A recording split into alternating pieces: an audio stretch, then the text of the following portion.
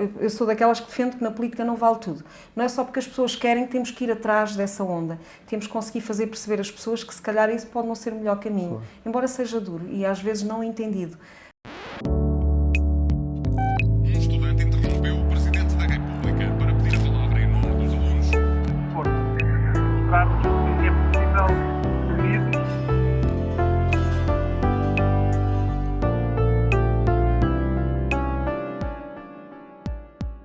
Obrigado por ter aceitado vir ao Pode Ser Quem Não É. E eu começo por lhe perguntar, é vereadora da Câmara neste momento, mas tem um passado pela Universidade de Coimbra, onde se doutorou e é docente, ou foi docente, agora ainda é docente, na área da mobilidade, área que depois também dirige na Câmara Municipal de Coimbra.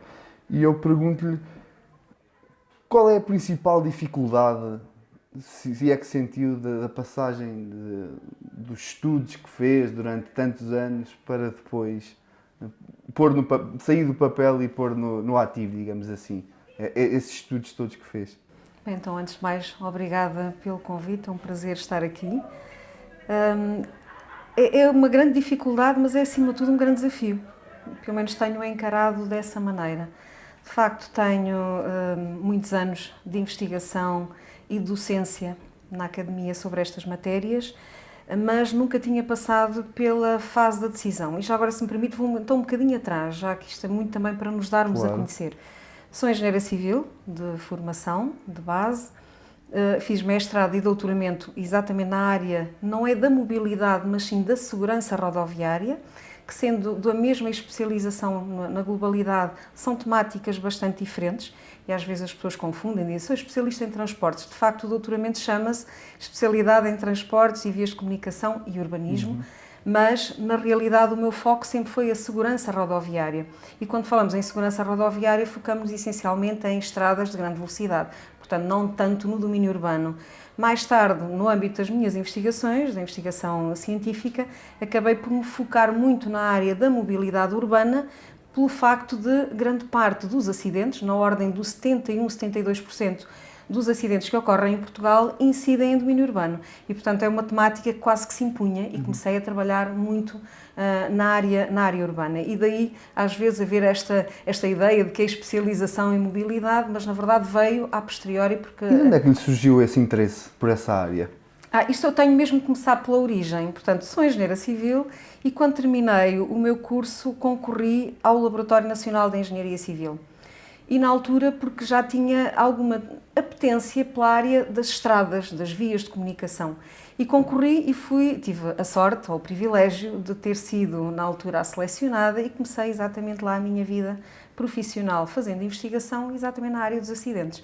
E foi daí que surgiu depois esta tendência, este carinho muito especial por estas temáticas, porque eu sempre fui muito ligada para as ciências sociais. E, portanto, salvar vidas, proteger vidas, também sempre esteve no meu instinto, desde uma fase muito precoce. Tanto é que eu ponderei para a medicina, que fique claro. E depois, em determinada altura, optei por não ir para a medicina, fui para a engenharia civil, mas mantive-me sempre ligada a estas áreas. E, portanto, no Laboratório Nacional de Engenharia Civil, comecei não só algum gosto especial pela investigação, mas, ao mesmo tempo, por esta área em concreto. E, portanto, fui trabalhando cada vez mais, os resultados chamam-nos para outros resultados, depois as ligações também institucionais, na altura com a JAI, com a Autoridade Nacional de Segurança Rodoviária, com quem tenho vários trabalhos, foram-nos, de certa forma, envolvendo cada vez mais. E, portanto, o amor vem desde essa altura, esta paixão pela área da segurança rodoviária, sempre numa ótica que eu acho que até é uma missão, salvar vidas e proteger, acima de tudo, a integridade física das pessoas, inclusive dos mais vulneráveis. Como eu lhe disse, a área urbana vem por acréscimo, porque é aí que ocorre a maioria dos acidentes e também ocorre metade das vítimas de acidentes rodoviários. As pessoas nem têm a noção. Metade dos mortos ocorrem em domínio urbano.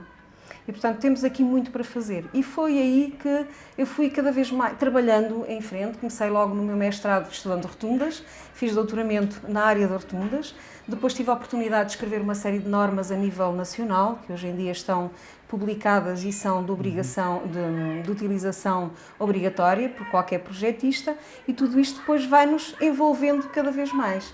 Saí da área das rotundas, que aliás tem grande aplicabilidade essencialmente em domínio urbano, e comecei a trabalhar na mobilidade urbana.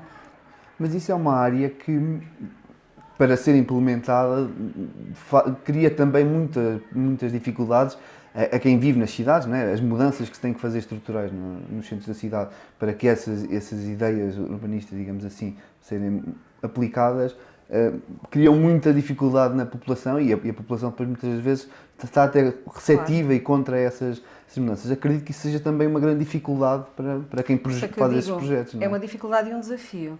Porque, de facto, nós temos que começar pelo princípio, que era, e foi a constatação a que eu cheguei, não havia nada escrito a nível nacional. Se formos fazer pesquisas, encontramos várias referências bibliográficas, académicas, trabalhos académicos, na área da mobilidade urbana, mas tudo estrangeiro. Português não havia praticamente nada, se é que eu não posso dizer mesmo não havia nada.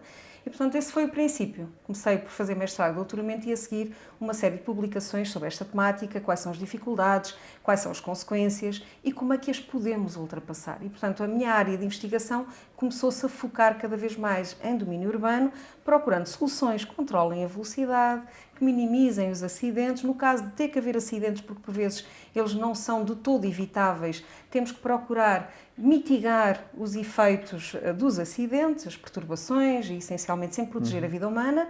E, portanto, isso levou-nos aqui a um campo de investigação extremamente interessante que envolve não só a Universidade de Coimbra, mas depois, todo um leque de outras instituições com quem vim a trabalhar ao longo do tempo, entre as quais, como eu já referi, a IP, a atual Infraestruturas Portugal, mas particularmente a Autoridade Nacional de Segurança Rodoviária, responsável pela elaboração do Código da Estrada e do próprio Regulamento de Sinalização do Trânsito, com quem sempre trabalhei e que fizemos coisas extremamente interessantes, publicações que existem e que servem de referência a nível nacional para desenharmos, concebermos soluções bem feitas que mitiguem o impacto dos acidentes e que os evitem, acima de tudo. Portanto, como deve imaginar, tinha todo aqui um leque de investigação do ponto de vista académico, mas faltava-me poder aplicar. Claro. E, portanto, a oportunidade, e foi isso que me levou, em determinada altura, a aceitar este desafio, foi ter a oportunidade de fazer alguma coisa diferente por Coimbra, corrigir algumas situações, e, acima de tudo, quando estamos a conceber uma solução,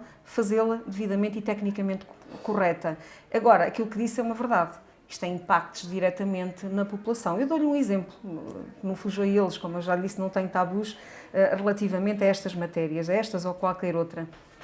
Na Portela, na Quinta da Portela, no âmbito agora da Semana Europeia da Mobilidade, que decorre todos os anos entre o 16 e 22 de setembro, fizemos um estudo piloto com aplicação de medidas da calmia de tráfego, medidas de controle de volume, como nós tecnicamente designamos, que são basicamente medidas que procuram evitar o atravessamento de determinadas zonas que consideramos sensíveis, como é o caso de um bairro residencial, onde queremos que as pessoas andem à vontade na rua, nomeadamente as crianças, e neste caso temos ali um parque infantil que queríamos proteger.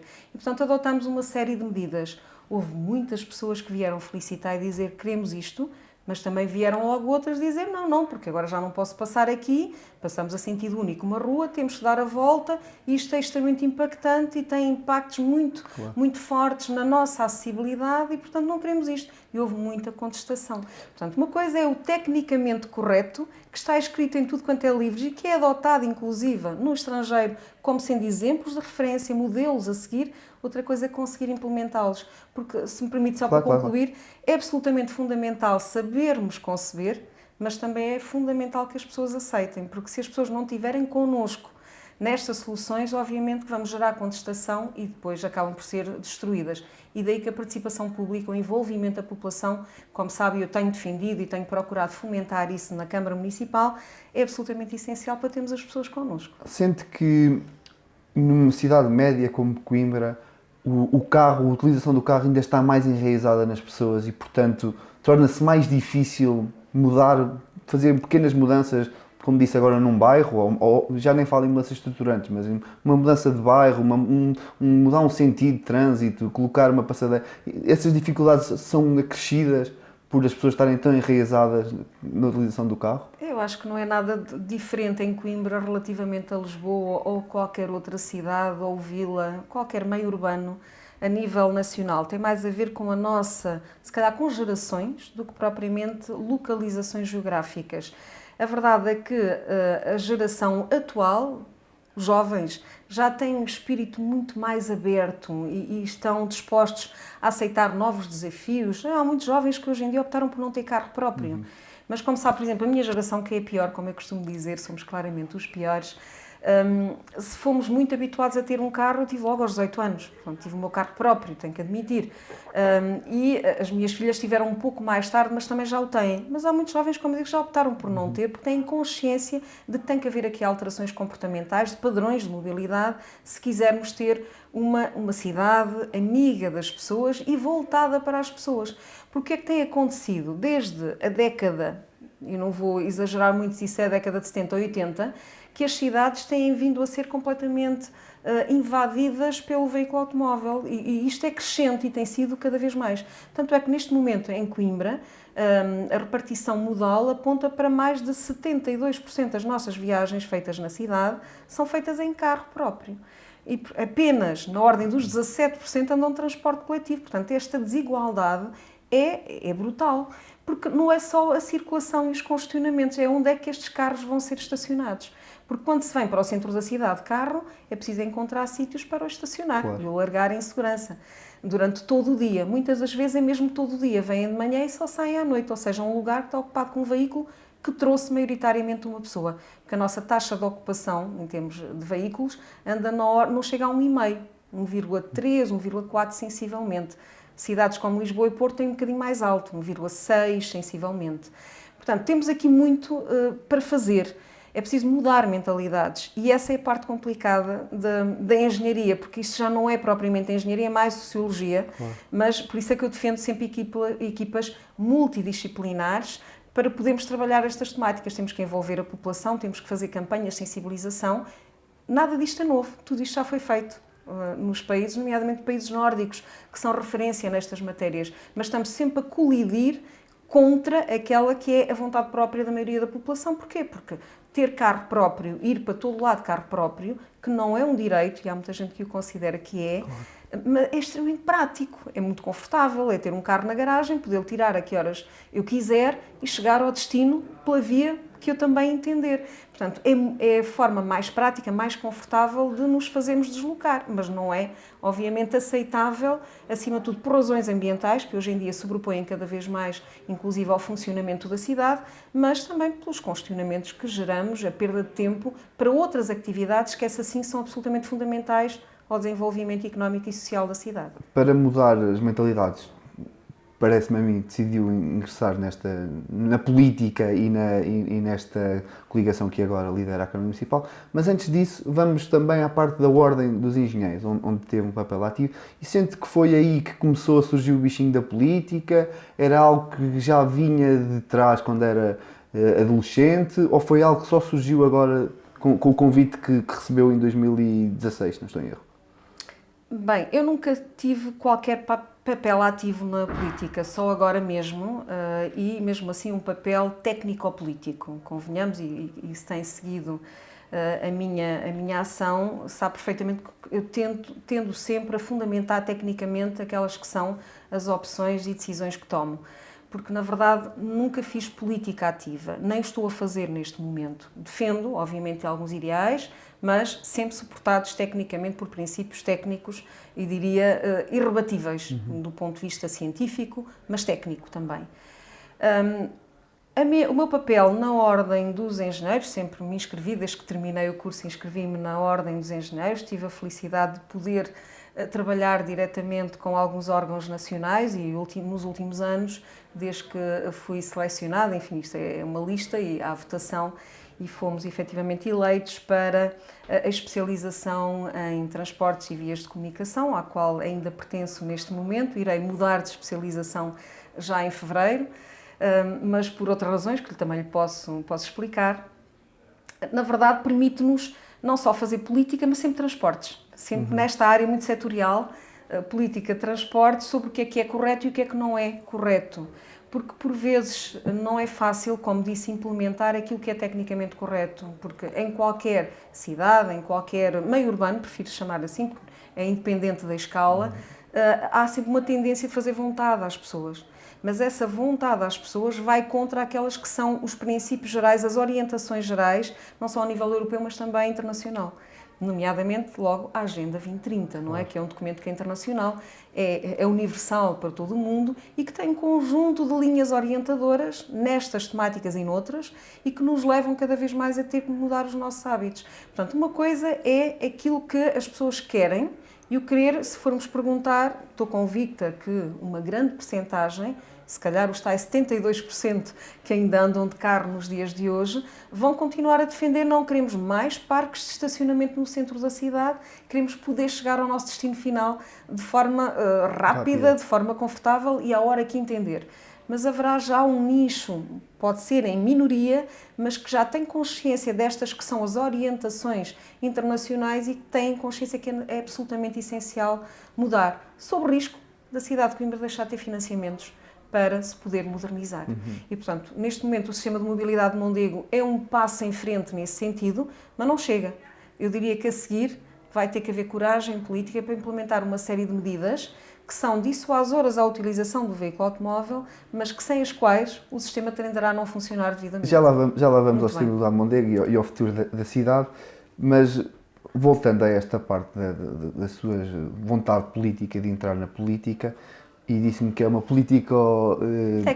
técnico-política, e eu pergunto-lhe, será que teria, isto é uma suposição obviamente, mas teria aceitado um cargo para a Câmara Municipal se não tivesse o pelour que tem, ou seja, se tivesse outro tipo de pelour? Porque quando fala em técnico-política, parece que só está ali exatamente porque é aquele pelour que tem e é aquele que quer trabalhar.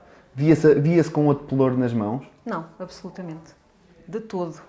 Eu, quando aceitei, foi exatamente para vir liderar estas áreas do urbanismo, porque também já lecionei algumas disciplinas ligadas ao urbanismo e ao desenho urbano na Universidade de Coimbra, e não só, porque, enfim, diga-se passagem, que no âmbito das relações institucionais também dei aulas no Instituto Técnico em Lisboa, no Instituto Superior Técnico, na FEUP, no Minho, enfim, em Braga, já fui dando em Aveiro, não posso esquecer também aqui tão perto, portanto vamos tendo colaborações um bocadinho no âmbito essencialmente mestrados e doutoramentos com outras universidades.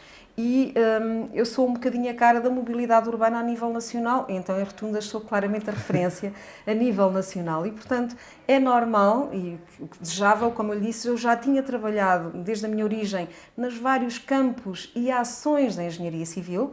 Eu posso lhe dizer que já trabalhei em projeto, já trabalhei em planeamento, já trabalhei em fiscalização, já trabalhei em auditorias, enfim, todos os vários campos, lecionação, naturalmente, investigação, fiscalização, não posso esquecer, também fiz fiscalização e direção de obra, portanto já tinha trabalhado um bocadinho em todo o tipo, a panóplia de ações que é possível na engenharia civil. Faltava uma decisão. E a complexidade do que é conceber, porque quando se concebe dentro de um gabinete e não se tem consciência como é que isso se aplica depois no terreno, enfim, há sempre aqui algumas lacunas e nós aprendemos muito. E eu, estando ligada à normalização, não é, porque já fiz efetivamente, escrevi várias normas a nível nacional, era importante ter noção das dificuldades agora de implementar.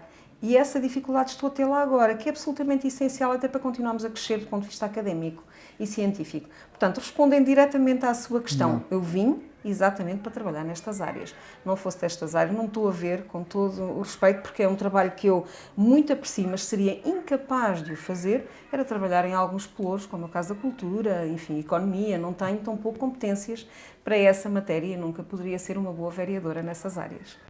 Este projeto é apoiado pela Loop Company, uma consultora financeira do Concelho de Coimbra. Para saberem mais sobre esta empresa, passem pelo seu site. Eu vi, e corrija-me se estiver errado, que nos anos 90 trabalhou na Câmara Municipal de Coimbra enquanto engenheira civil, se não estou em erro. Como é que recorda essa experiência, o que depois viria agora como vereadora, mas quando foi técnica da Câmara, como é que recorda esses 5 anos, se não estou em erro? Recordo com grande agrado, muito honestamente, é de um período do qual me orgulho muito. Foi logo no início da minha vida profissional, por isso, como eu disse há pouco, o primeiro local onde trabalhei foi o Laboratório Nacional de Engenharia Civil, um sítio de referência em que todo o engenheiro sonha trabalhar. Eu tive essa felicidade e privilégio de começar lá a minha vida profissional. Depois, na altura, recebi um convite para vir trabalhar para a Câmara de Coimbra, que inicialmente, não vou dizer que rejeitei, mas hesitei muito se deveria vir, porque eu no laboratório tinha já uma perspectiva de evolução profissional muito, diria, muito clara.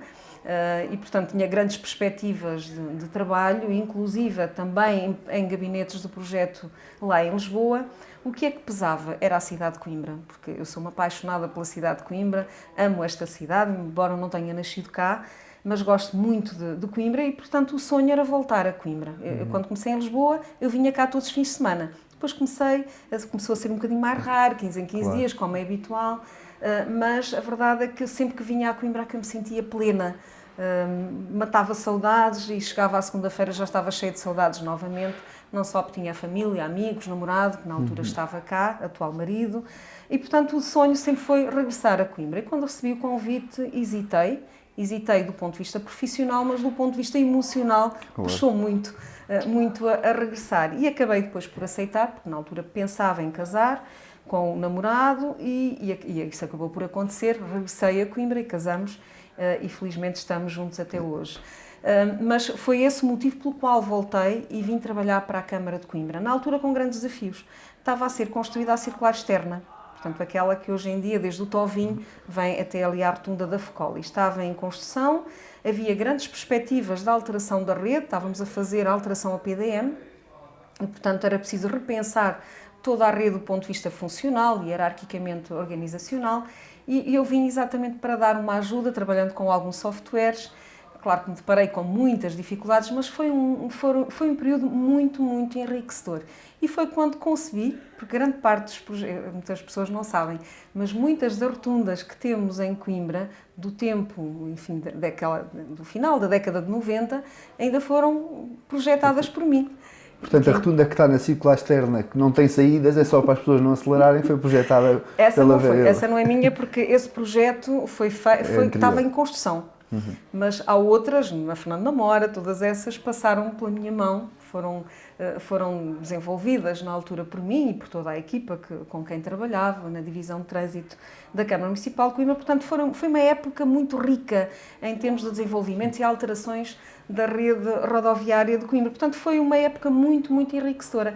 E foi exatamente aí que começou aquilo que depois vinha fazer posteriormente.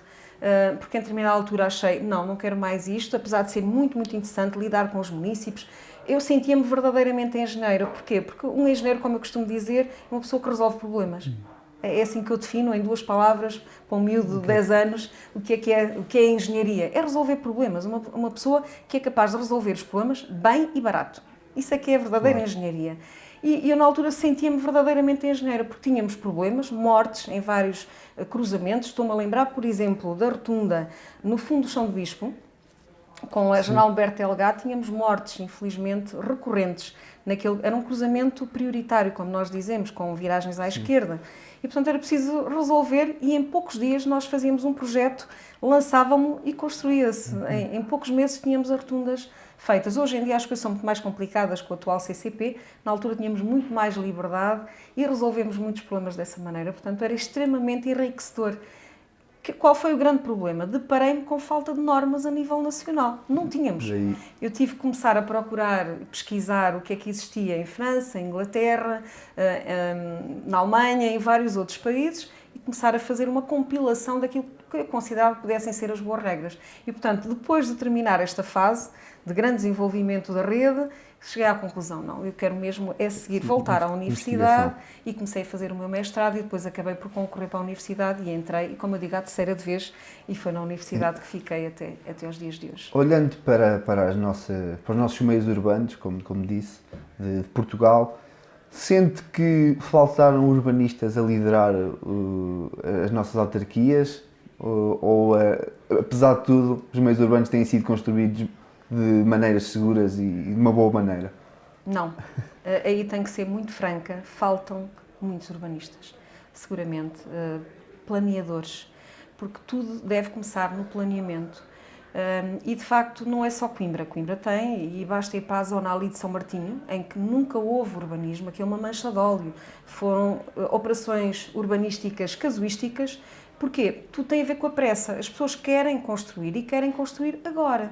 Porque agora eu tenho disponibilidade económica e quero fazer a minha casa. É um bocadinho este o pensamento das pessoas. E os políticos que estão à frente de uma autarquia querem dar resposta também no imediato ou quase no imediato. E não há tempo para esperar. E o planeamento exige tempo. E depois os mandatos políticos de 4 anos não se compadecem com um bom planeamento. Porque um planeamento, vejam, por exemplo, a revisão do PDM, que já iniciamos há mais de um ano. Em menos de 6 anos não conseguimos fazer uma revisão do PDM, claro. Porque de acordo com o regime jurídico em vigor, são tantas tramitações que temos que fazer, com participações públicas, auscultações de várias entidades, equipas de acompanhamento, enfim, tudo isto é tão prolongado no tempo que demora imenso tempo. Mesmo um simples plano pormenor, tem o exemplo da estação de Coimbra B, que já lá vão sensivelmente 2 anos, estamos a trabalhar, e ainda terei 6 meses sensivelmente pela frente para conseguir terminar. Portanto, nunca é uma coisa de um dia para o outro. Quando temos as pessoas a pressionar, normalmente a pressão é no sentido, ultrapassa a fase do planeamento e avancemos. Como é que eu tenho tentado gerir ao nível da Câmara Municipal de Coimbra? É não fazer instrumentos de gestão territorial devidamente formalizados, mas avançar para aquilo que são os estudos urbanísticos. Como sabes, já fizemos aprovar 2, o da Frente Ribeirinha e da Zona da Sol 1, mas não só, há outros que estão em andamento e que também espero conseguir fazê-los aprovar antes do final do mandato, que é uma forma de dar algum ordenamento, lógica de conjunto a um espaço, mas sem ser vinculativo. É uma diretriz, não é? É meramente orientador. Não consigo impor. Se as pessoas rejeitarem e não quiserem seguir aqueles princípios, que obviamente, felizmente, as pessoas têm, normalmente são cordiais e percebem que é para o bem da cidade e mais, estamos a valorizar a sua própria propriedade. Claro. Mas qual é a grande dificuldade? É que depois nada se faz isoladamente, tem que ser em conjunto. Não é? Porque quando temos vários proprietários, por vezes, para dar algum ordenamento, não há um terreno limpo apenas de uma pessoa. São partes de diferentes pessoas e que têm que trabalhar em conjunto e chegar a um acordo na repartição das despesas e na repartição das receitas para se poder avançar. Claro. Portanto, nunca é tão fácil de implementar, mas felizmente nestes espaços que são absolutamente cruciais para o desenvolvimento urbanístico da cidade, como eu disse, a zona da Sol 1 e a zona da Frente Ribeirinha, felizmente correu muito bem e as pessoas estão a chegar a acordo, já fizemos avançar uma unidade de execução e outra que em princípio também irá avançar nesse sentido. Mas este é o problema, o planeamento deve estar na base de qualquer cidade que se preze e queira se desenvolver de forma harmoniosa, lógica, dando resposta às várias funções. Não é só construir de forma casuística, é preciso haver rede viária que tenha lógica e que liga aos pontos certos, que liga às estações de metro, mas também é importante haver espaços verdes, espaços de socialização, espaços de fruição urbana, para dar coerência a todo esse mesmo espaço, mas não se compadece, infelizmente, com os prazos eleitorais. A vereadora é a principal cara deste sistema de mobilidade que está a nascer em Coimbra, apesar de não trabalhar no metro, não está também nas águas que têm grande influência nas obras. Mas o que eu lhe pergunto, depois de praticamente 4 anos de intensas obras, o sistema estará para arrancar, e eu pergunto-lhe se acha que a população vai aderir em força ao sistema de mobilidade. Confia plenamente nisso? Eu acho que é um primeiro passo absolutamente fundamental para a alteração de padrões de mobilidade, sem o qual seria muito difícil de impor essa mesma alteração. Não vai aderir, obviamente, de forma massiva de um dia para o outro. Portanto, claro. Há aqui toda uma fase, vai ser, diria, progressivo, e que vai depender muito também de outras medidas complementares que a Câmara Municipal venha a implementar, nomeadamente ao nível do sistema de estacionamento. Portanto, se tudo continuar a ser nos termos em que está, teremos um aumento, obviamente, porque um transporte coletivo que oferece, que tem uma oferta de 5 em 5 minutos, é extremamente apelativa, cobrindo grande parte, ou pelo menos um conjunto de parques periféricos onde é possível largar o carro e andar na cidade, ainda para mais neste momento, como sabe, estamos a formalizar o bilhete único, portanto, através da AGIT, que já está devidamente constituída, e, portanto, vamos ter este bilhete único que permite, com o mesmo passe de 30 euros, andar em todo o concelho, com 35 em 2 concelhos, e com 40 euros andar em toda a região centro, desde, como sabe, a Oliveira do Hospital até à Figueira da Foz, é absolutamente excepcional. Portanto, eu acredito que, mais até do que propriamente o sistema de mobilidade Mondego, é esta questão do bilhete único, que acaba por articular os vários modos de transporte, os vários operadores de transporte e, sem custo acrescido, dá uma liberdade de mobilidade extraordinária. E, portanto, eu acredito que vamos ter um aumento substancial. Dificilmente iremos atingir, não vamos, atualmente 72, se conseguimos reduzir, o objetivo é reduzir em 30%. E passar a ser o transporte coletivo o modo privilegiado. Mas desde que as coisas fiquem mais ou menos equilibradas, eu considero que já é um grande êxito. Mas não estou à espera que seja de um dia para o outro. Isto vai ter que ser progressivo. É importante que a cidade se vá adaptando ao novo modo de transporte. Sempre que há condições, os parques de estacionamento atuais devem dar cada vez mais lugar a praças de socialização. E a cidade de Coimbra adere muito a esse tipo de transformação do espaço urbano. E dou-vos um exemplo. A Praça de Comércio. A Praça de Comércio, há uns anos atrás, era um parque de estacionamento. E hoje em dia, ainda agora passei lá e temos esplanadas que felizmente cada vez mais se alargam para esse espaço. Aqui também a Ferreira Borges, que noutros tempos também era uma via de comunicação, de circulação, e hoje em dia temos as esplanadas, temos vivência. E as pessoas aderem. O Parque Verde da cidade também, ao fim de semana, está cheio de pessoas, de miúdos, a gritar para um lado e para o outro. E é isso que se pretende, é dar vida às cidades. As cidades não podem ser carros a circular, têm que ser pessoas a conviver. E esse é o princípio que está subjacente à política de transformação urbana, de mobilidade, e não só, porque não é só a mobilidade, é também o urbanismo, porque, aliás, é muito difícil encontrar aqui a fronteira entre o urbanismo e a mobilidade. As duas ciências estão intrinsecamente relacionadas. Uma resulta da outra. Um mau urbanismo resulta numa má gestão da circulação. E o contrário também é verdade. Portanto, é isto que eu vejo de futuro para a cidade. A nossa cidade é magnífica. Uma cidade de jovens, voltada para a universidade, onde as pessoas, de uma forma geral, até querem andar. Temos é que ter bons passeios, temos é que ter bons sítios onde se possa descansar, usufruir da própria cidade. Temos miradores lindíssimos, mas para isso temos de tirar partido e não pode ser só o carro a estacionar em tudo quanto é sítio, que infelizmente hoje ainda temos muito essa mentalidade, mas eu acho que progressivamente vamos estar cada vez mais voltados para uma cidade mais humana. Estamos quase a terminar, mas peço-lhe que por 2 minutos se esqueça que é vereadora e se lembre só que é especialista em mobilidade, e pergunto-lhe que 3 desejos é que adoraria que esta cidade mudasse em termos urbanísticos. 3 desejos. Bom, então, o primeiro é que, de facto, o sistema de mobilidade Mondego seja um êxito e que sirva de motor, de alavanca para a alteração dos padrões de mobilidade. Isso é absolutamente essencial para tudo aquilo que eu vejo a seguir. Bom, esse é o primeiro passo. É realmente um sistema de transportes verdadeiramente eficaz. E eficiente, mais do que eficaz e eficiente, porque a questão económica, dar-lhe alguma sustentabilidade económica é absolutamente essencial, sob o risco de haver uma degradação da qualidade da oferta. Portanto, tem que ser eficiente, mais do que eficaz, eficiente.